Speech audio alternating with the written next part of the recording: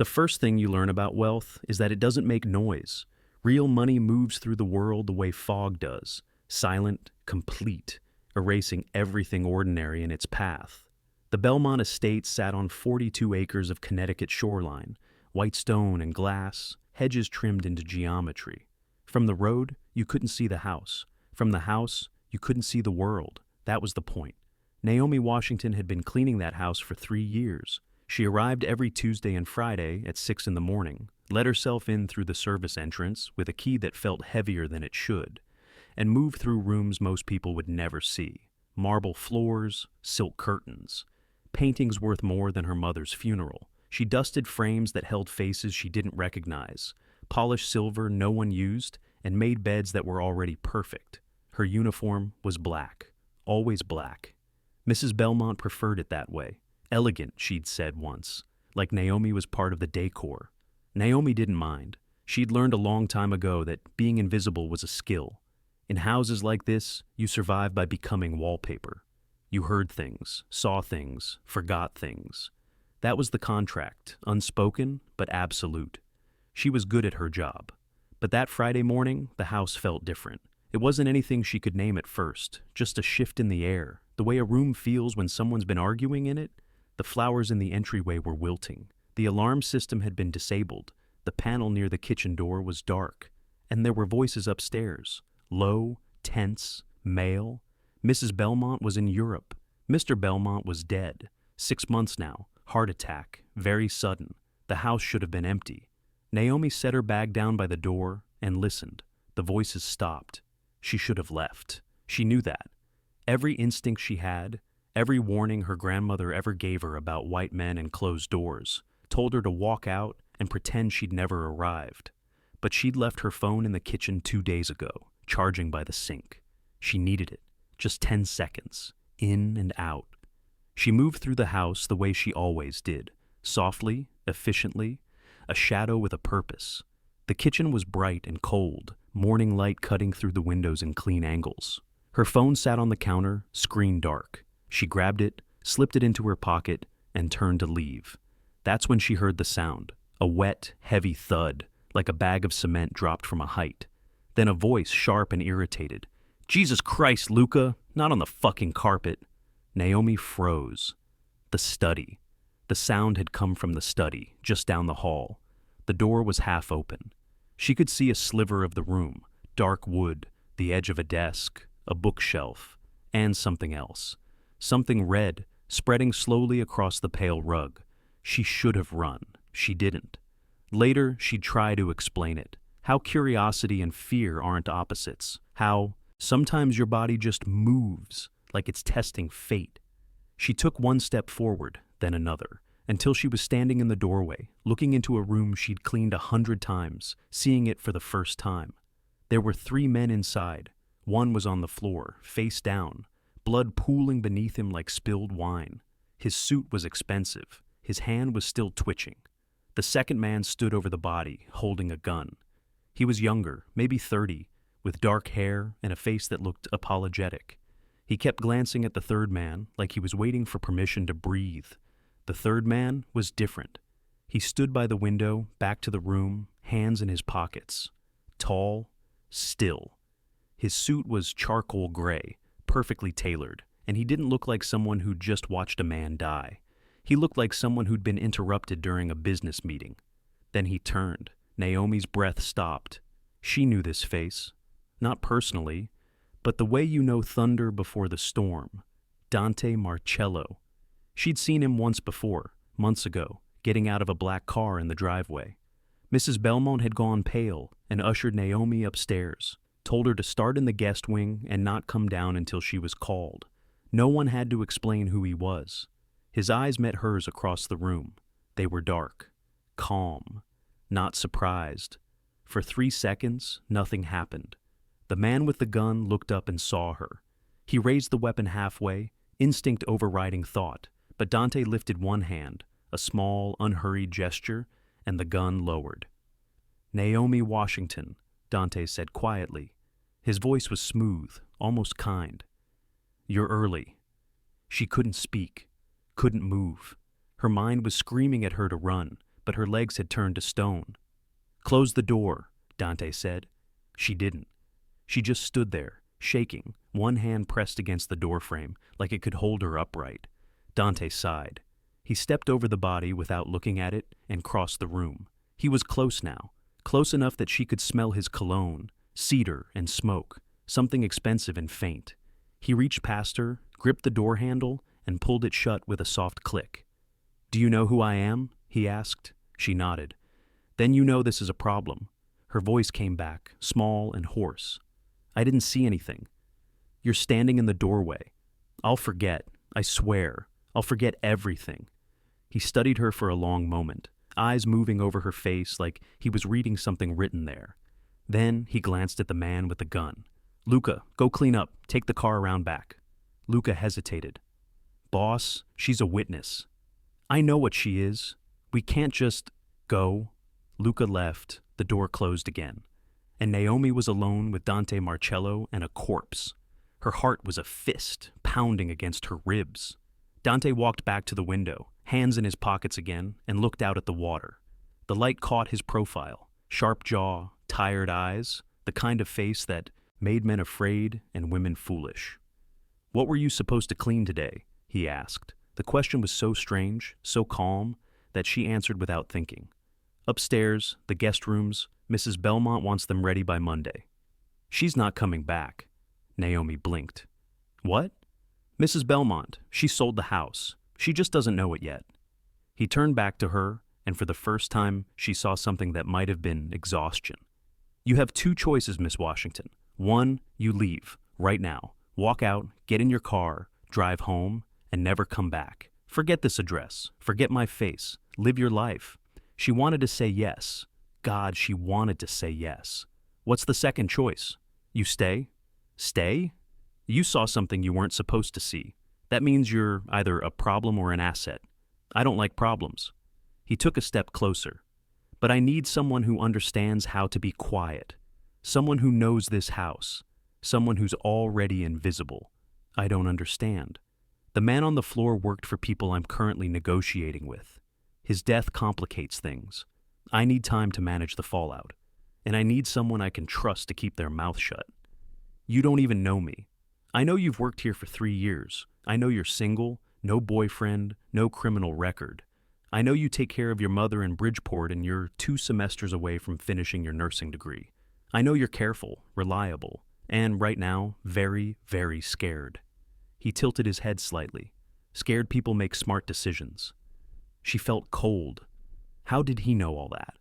"If I stay," she said slowly, "what happens? You work for me. You keep cleaning this house until I say otherwise. You don't talk to anyone about what you saw. And in return, I make sure you're protected." Protected from who? From everyone. The body on the floor had stopped twitching. Naomi looked at it, then at Dante, then at the door. She thought about her mother, the hospital bills, the degree she was so close to finishing, the life she'd built one quiet, invisible step at a time. She thought about what happened to people who said no to men like this. "Okay," she whispered. Dante nodded once, like he'd expected nothing less. "Good. Luca will take care of the immediate situation. You'll stay here tonight. I'll have someone bring your things. And Miss Washington?" He stepped closer, close enough that she could see the gold flecks in his dark eyes. "If you run, I'll find you. If you talk, I'll know. If you lie to me, even once, this arrangement ends. Do you understand?" "Yes." "Say it again." "I understand." He smiled then. It was a small, tired smile, and it didn't reach his eyes. "Welcome to the family. The first rule of survival is simple. Don't look too closely at the things that can kill you." Naomi learned this at 7, watching her father walk out the door with a suitcase and a woman whose name she never learned. She learned it again at 15 when her grandmother told her that some men were weather. You didn't fight them, you just waited for them to pass. And she learned it a 3rd time that Friday morning, standing in a dead man's blood, agreeing to work for someone whose last name meant violence. But knowing a rule and following it are different things. By Sunday night, she was living in the Bellmont estate. Dante had been efficient. A man arrived that afternoon with her clothes, her textbooks, her mother's photos. He didn't speak. just set 3 suitcases in the guest room on the second floor, and left. The room was beautiful. Cream walls, a 4-poster bed, windows overlooking the garden. It should have felt like a gift. It felt like a cell. Naomi didn't sleep that first night. She sat on the bed, phone in her hand, staring at her mother's name in her contacts. She could call, she could explain, she could ask for help. But what would she say? "I'm fine, Mama. I just witnessed a murder, and now I'm living with the man who ordered it. But don't worry. He promised to protect me." She set the phone down. The house was silent. Not the comfortable silence of an empty building, but the heavy breathing quiet of a place that held secrets. She could hear the wind outside, the creak of old wood settling, the faint hum of the security system Dante had reactivated. She wondered if he was still here, if he was sleeping, if men like him even slept. At 2 a.m, she gave up and went downstairs. The kitchen was her favorite room in the house. It was the only place that felt real. Granite counters, copper pots, a refrigerator full of food no one ate. She made tea, Earl Grey, the way her grandmother used to, and stood by the window watching the moonlight on the water. "Can't sleep?" She spun around, tea sloshing over her hand. Dante stood in the doorway. He was dressed differently now. No suit, just dark slacks and a white shirt with the sleeves rolled up. He looked younger like this. Human. "I didn't hear you," she said. "I'm good at being quiet." He walked to the refrigerator, pulled out a bottle of water, and leaned against the counter. "You should eat something. You didn't touch dinner." "I wasn't hungry." "You will be. Fear burns calories." She set the tea down, wiped her hand on her shirt. "Why are you still here?" "I live here." "Since when?" "Since yesterday." He took a drink, watching her over the rim of the bottle. "Mrs. Bellmont's lawyers are finalizing the sale. Until then, I'm the owner, temporarily." "And me?" "Your staff." The word landed like a slap. "Staff," she repeated. "Yes, you clean, you cook if I ask. You stay out of certain rooms. You don't ask questions. In exchange, you're safe, you're paid, and when this is over, you walk away with enough money to finish school and take care of your mother."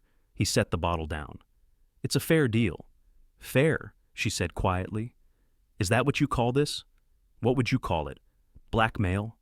"Blackmail implies I'm forcing you. You chose to stay." "You told me I'd be protected. Protected from what?" For the first time, something shifted in his expression. Not anger, not irritation, something colder. The man in the study worked for the Volkov family, Russian outfit out of Brighton Beach. They're going to notice he's missing. And when they do, they're going to start asking questions. If they find out you were here, if they find out you saw... He stopped, shook his head. "You don't want to know what happens then. And you can stop them? I can make sure they don't look your way. How? By making you invisible, by keeping you close, by controlling the narrative before it starts." He pushed off the counter, closed the distance between them. "You think I enjoy this? You think I wanted to drag a civilian into my business? You were supposed to be gone. You were supposed to be safe, but you weren't. So now we deal with it." "We?" "Yes, we." His voice dropped, soft and firm. "I don't leave loose ends, Miss Washington, but I don't kill innocent people either, so you're here, under my protection, under my roof, until I say otherwise." She wanted to scream, wanted to throw the tea in his face, run for the door, take her chances with the Russians or the police or anyone who wasn't him. But she didn't, because somewhere underneath the fear, underneath the anger, was a small, cold truth. She believed him. Dante Marcello was dangerous, but he wasn't lying. "I need to call my mother," she said finally. "No, she'll worry." "Let her worry. You call, you explain, you put her at risk. The less she knows, the safer she is." "For how long?" 2 weeks, maybe 3.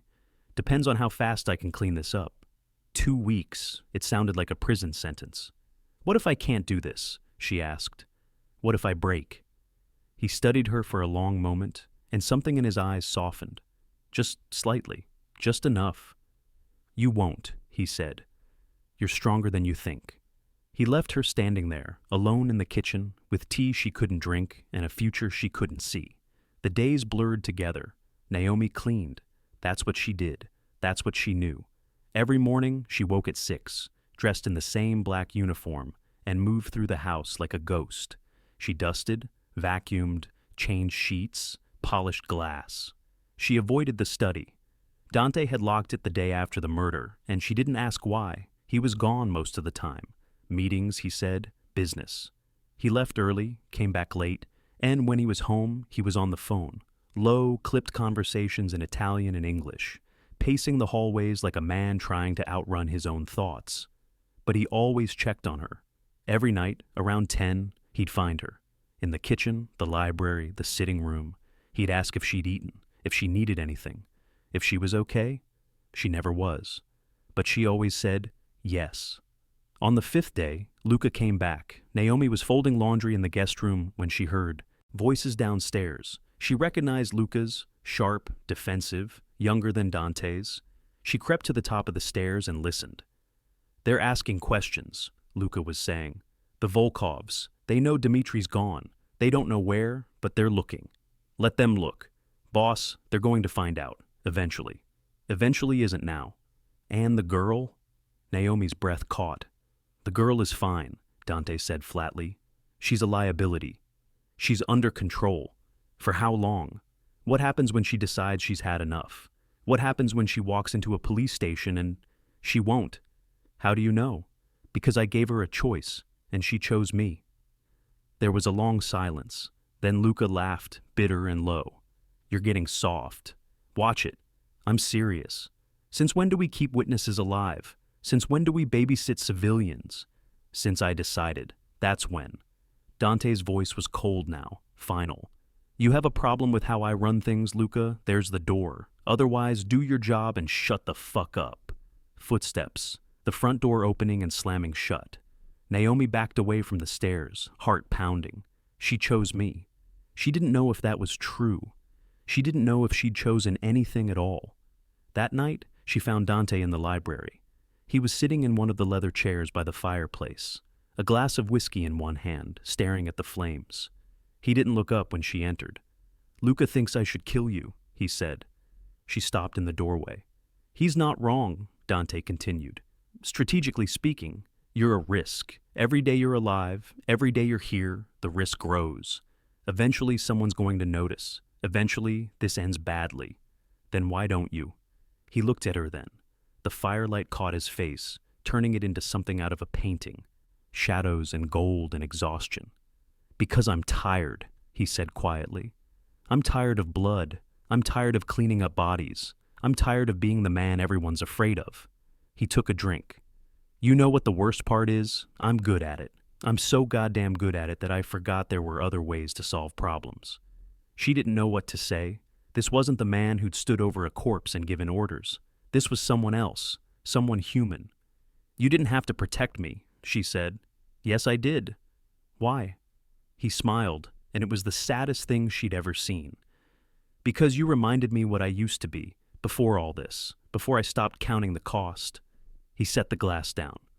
Go to bed, Miss Washington. Tomorrow's going to be a long day. She left him there, alone with the fire and the ghosts, and for the first time since she'd walked into that study, she didn't feel afraid. She felt something worse. She felt sorry for him. By the 10th day, Naomi stopped pretending this was temporary. She'd learned the rhythm of the house, the way Dante liked his coffee, black, no sugar, scalding hot. The way he moved through rooms, restless and sharp, like a man allergic to stillness. The way he looked at her sometimes, when he thought she wasn't watching, like he was trying to solve an equation that didn't have an answer. She'd learned his rules, too. Don't leave the property. Don't answer the door. Don't use your real name on the phone. Don't trust anyone who isn't him. It should have felt like captivity. And it did, at first. But somewhere between the fear and the routine, something else crept in. Something quieter. Something that felt dangerously close to familiarity. She hated it. Because familiarity meant comfort. And comfort meant forgetting. And forgetting meant she was starting to accept this. Her mother called on Tuesday. Naomi had been avoiding her, sending short texts. I'm fine. Work is busy. I'll visit soon. But her mother was persistent, and eventually Dante told her she could answer. Just once, just to ease the worry. She sat in the kitchen, phone pressed to her ear. and listened to her mother's voice, warm and tired and full of love she didn't deserve. "Baby, where have you been? I've been calling." "I know, Mama. I'm sorry. I picked up extra shifts." "Extra shifts? At the Bellmont house?" "Yeah. Must be good money." "It is." There was a pause. Her mother's silences were weapons. They cut deeper than words. "You sound different," her mother said finally. "I'm just tired." "You sure that's all?" "Yeah, I'm sure." Another pause, longer this time. "Naomi Rose Washington, you've been lying to me since you were 6 years old, and you've never been good at it. What's going on?" Her throat tightened. She wanted to tell her. God, she wanted to tell her everything. The murder, the protection, the man who'd turned her life into something she didn't recognize. But Dante was standing in the doorway, watching her, and she could see the warning in his eyes. "Nothing's going on, Mama, I promise." "You promise?" "I promise," her mother sighed. "All right, but you come see me soon, you hear? I miss you. I miss you too. I love you, baby. I love you too." The call ended. Naomi set the phone down and stared at it, her hands shaking. "You did well," Dante said. "I lied to my mother. You protected her. It's the same thing." "No," he said quietly. "It's not." She looked up at him, and for a moment she saw something in his face that looked like regret. But it passed too quickly to be sure. That night, Luca came back with news. Naomi was in her room when she heard the shouting. She crept to the top of the stairs and listened, her heart pounding in the dark. "They found the car," Luca was saying. "Burned it, dumped it in the Sound, but they're still looking." "Who's looking?" Dante's voice was calm, but there was something underneath it, something sharp. "Everyone, the Volkovs, the feds, someone tipped them off." "Who?" "I don't know, but they're asking about the house, about Mrs. Bellmont, about anyone who might have been here that day." "Did they mention her?" A pause. Naomi held her breath. "Not yet," Luca said, "but it's only a matter of time. Then we move up the timeline. Move it up, boss, we're not ready. We still don't have confirmation on—" "I don't care. We finish this. Now." "And what about the girl?" Naomi's stomach dropped. "She stays," Dante said. "That's insane. If the feds come sniffing around, if they find her here, they won't." "How can you be sure?" "Because I'll make sure." Jesus Christ, Dante, you're not thinking straight. This isn't about logic anymore. This is about— Enough! The word cut through the air like a blade. "I've made my decision," Dante said, quieter now. "You don't have to agree. You just have to follow orders. Can you do that?" Another pause. "Yeah," Luca said finally. "I can do that." Footsteps, the door. Silence. Naomi sat on the stairs, her mind racing. They're looking for her. The police, the Russians, everyone. She wasn't safe. She'd never been safe. Dante had lied. She confronted him in the library. He was at the desk, surrounded by papers, a pen in his hand. He looked up when she walked in, and something in her expression made him set the pen down. "You heard," he said. "You lied to me." "I didn't lie. I said you'd be protected." "You said I'd be safe." "You are safe, as long as you're here." "But for how long? Days? Weeks? What happens when they find out I'm here? What happens when they come for me?" He stood, walked around the desk. "They won't." "How do you know?" "Because I won't let them." "You can't control everything." "Watch me." She laughed, sharp and bitter. "God, you really believe that, don't you? You think you can just decide how this ends. You think you're in control." "I am in control." "No, you're not." She stepped closer, her voice shaking. "You're scared, just like me. You're scared that you made the wrong call. You're scared that keeping me alive is going to get you killed. And you're scared that deep down, you actually care what happens to me." The words hung in the air between them, heavy and true. Dante's jaw tightened. For a long moment he didn't speak. Then, "Go to bed, Miss Washington. Don't dismiss me." "I'm not dismissing you. I'm protecting you." "From what?" "From me." The words hit her like a slap. He turned away, hands braced on the desk, head bowed. "You think I don't know what I am? You think I don't know what I've done? I've hurt people, Naomi. Good people, innocent people. I've made choices that can't be undone. And the worst part, I'd do it all again, because that's who I am. That's what I was built for." She stared at his back, her anger draining away, replaced by something heavier. "Then why didn't you kill me?" she asked quietly. He looked at her over his shoulder, and his eyes were dark and tired and full of something she couldn't name. "Because I wanted to see if I still could." Could what? Choose differently. The room felt too small, too warm, too full of things neither of them could say. "I need air," she whispered. She walked out before he could stop her. The garden was cold and silver in the moonlight. Naomi stood by the edge of the water, arms wrapped around herself, watching the waves lap against the stones. The wind smelled like salt and something else, something metallic and faint, like blood. She wanted to cry, she wanted to scream, she wanted to disappear, but she couldn't do any of those things. So she just stood there, breathing, feeling the night press against her skin like a warning. "You shouldn't be out here." She didn't turn around. She knew his voice by now, the way it moved through the air, low and careful, like he was always one word away from saying something that would change everything. "I needed to think," she said. "It's not safe. Nothing's safe." Dante came to stand beside her, hands in his pockets, staring out at the water. For a long time, neither of them spoke. Then, "My father used to bring me here," he said quietly. "When I was a kid, before he died, he'd stand right here, in this spot, and tell me that the water was like life. You can't control it. You can only decide how you move through it." Smart man. He was, until he wasn't. She glanced at him. "What happened?" "He made a choice.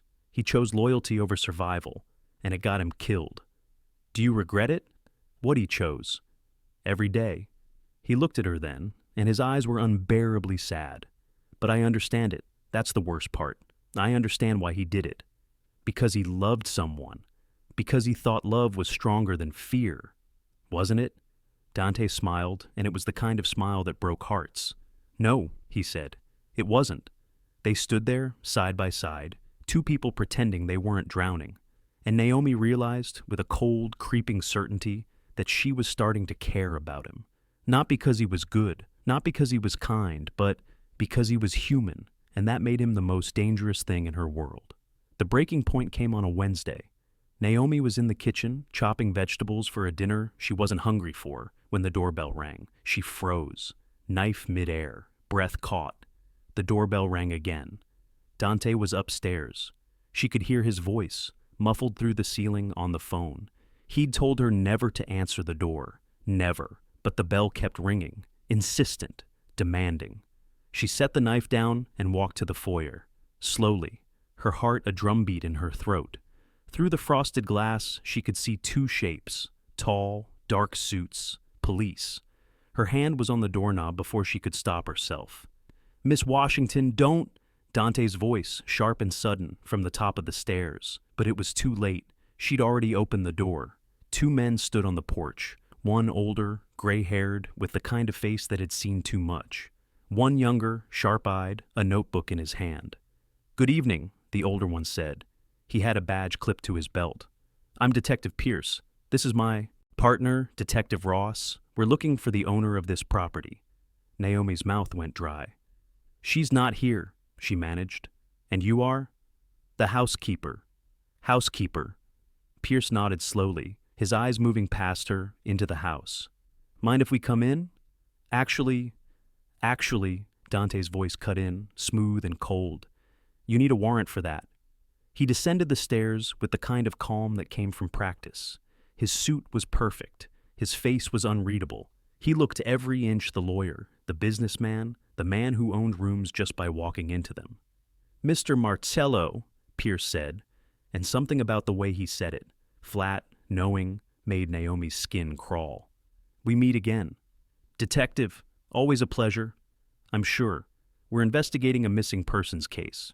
Dmitry Petrov, Russian national, last seen in this area 2 weeks ago. You wouldn't happen to know anything about that, would you?" "No?"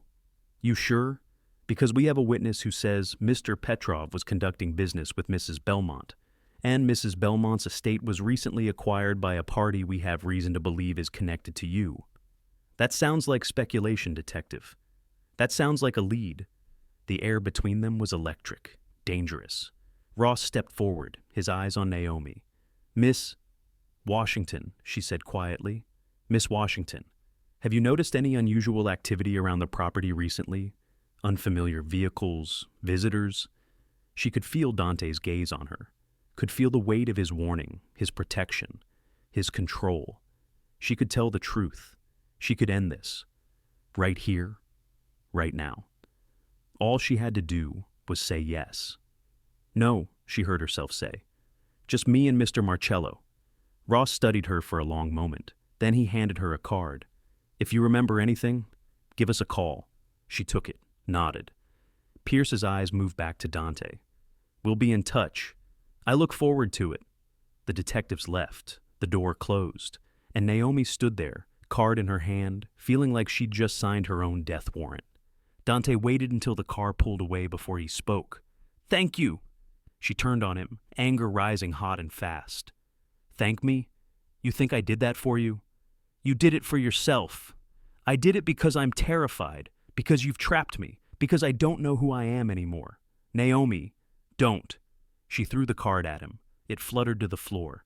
Don't pretend this is okay. Don't pretend I had a choice. You always had a choice. No, I didn't. You took it from me the second you decided to let me live. He stepped closer, his face hard. You want to know the truth? You want to know why I kept you alive? Why? Because I saw you standing in that doorway, scared out of your mind, and I thought, here's someone who doesn't belong in this world. Here's someone clean, someone good. And I thought, just once, maybe I could do something that wasn't monstrous. I'm not good, she said, her voice breaking. Not anymore. Yes, you are. I lied to the police. I'm hiding a murder. I'm living with the man who ordered it. How is that good? Because you're still alive. Because you're still fighting. Because you haven't given up. He reached out, almost touched her face, then stopped. That's more than I can say for myself.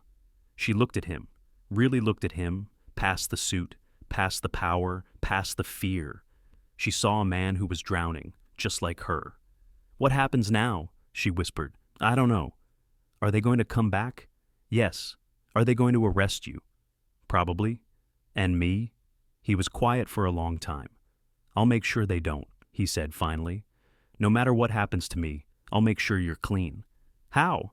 By telling them the truth, that you weren't involved, that you were just in the wrong place at the wrong time, that I kept you here under duress. They won't believe you. They will, because I'm very good at lying. She wanted to argue, wanted to scream, wanted to run, but she didn't, because somewhere underneath the fear, underneath the anger, was a truth she didn't want to face. She trusted him. That night, Dante made dinner. It was strange watching him move through the kitchen. He cooked the way he did everything, with precision and quiet confidence. Pasta, garlic, olive oil, simple and perfect. They ate in silence, across from each other at the long table, the house dark around them. I talked to my lawyer, Dante said finally. If the police come back with a warrant, I'm not fighting it. I'll turn myself in. And me? You'll testify. You'll tell them everything. The murder, the protection, all of it. They'll offer you immunity in exchange for your cooperation. You take it. What about you? I'll take the charges. All of them? All of them. She set her fork down. Why would you do that? Because it's the right thing to do. Since when do you care about the right thing? He smiled, and it was sad and sharp and honest. Since I met you. The words settled between them like stones. I don't want you to go to prison, she said quietly. I've been in prison for years. It just didn't have bars. That's not the same, isn't it? She didn't have an answer for that. They finished eating in silence, and when the plates were cleared and the kitchen was clean, they stood in the foyer, facing each other, two people who'd run out of time. Will I see you again? She asked. I don't know. I'm going to miss this. The house? No, you. He looked at her like she'd stabbed him. Naomi, he said softly. Don't what?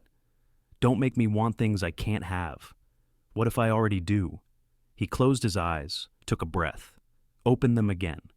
Go to bed, he said. Tomorrow's going to be hard. She nodded, turned to leave, then stopped. Dante? Yeah?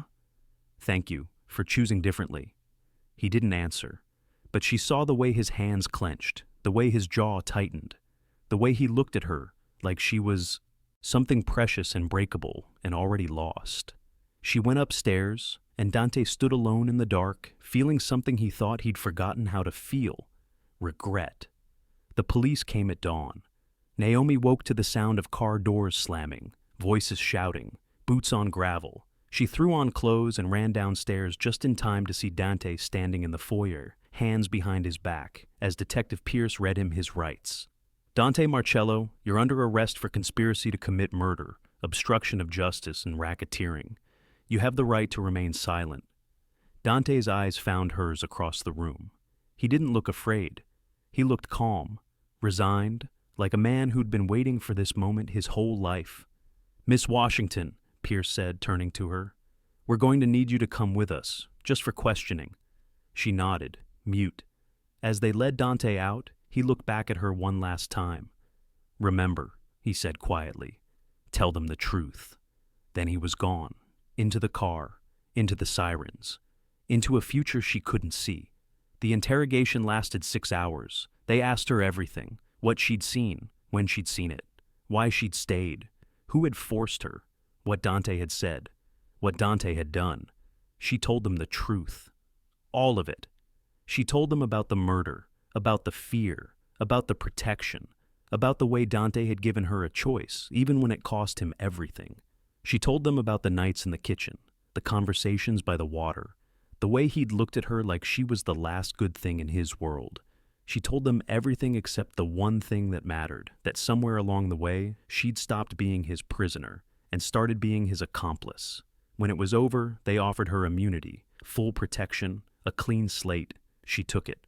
Because she wasn't brave, because she wasn't a martyr, because she wanted to live, and because Dante had told her to. 3 months later, Naomi finished her nursing degree.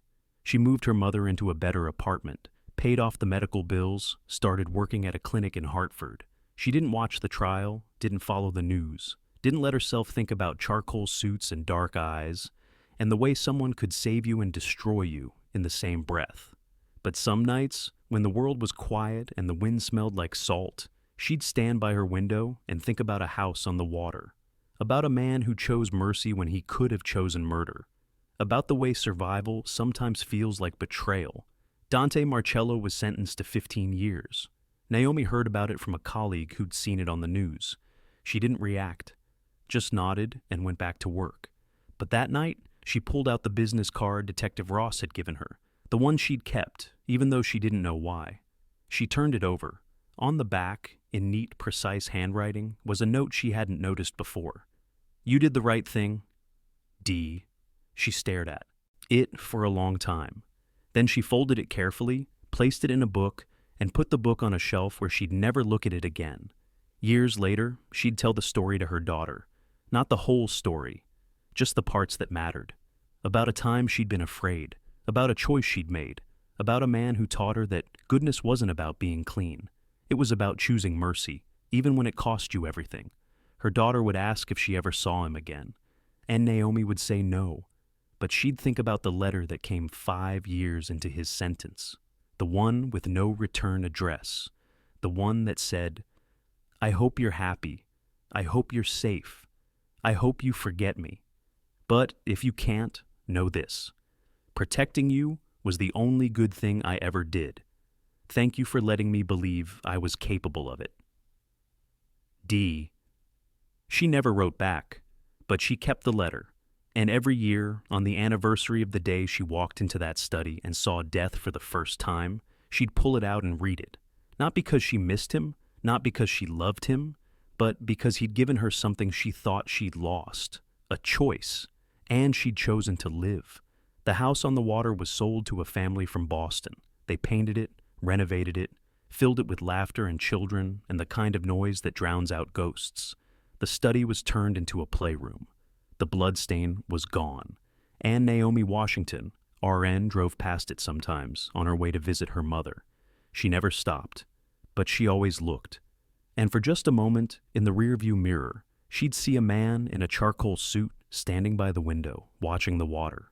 Then she'd blink, and he'd be gone, the way some people are, the way mercy is, quiet, patient, and too late to change anything. But they're all the same.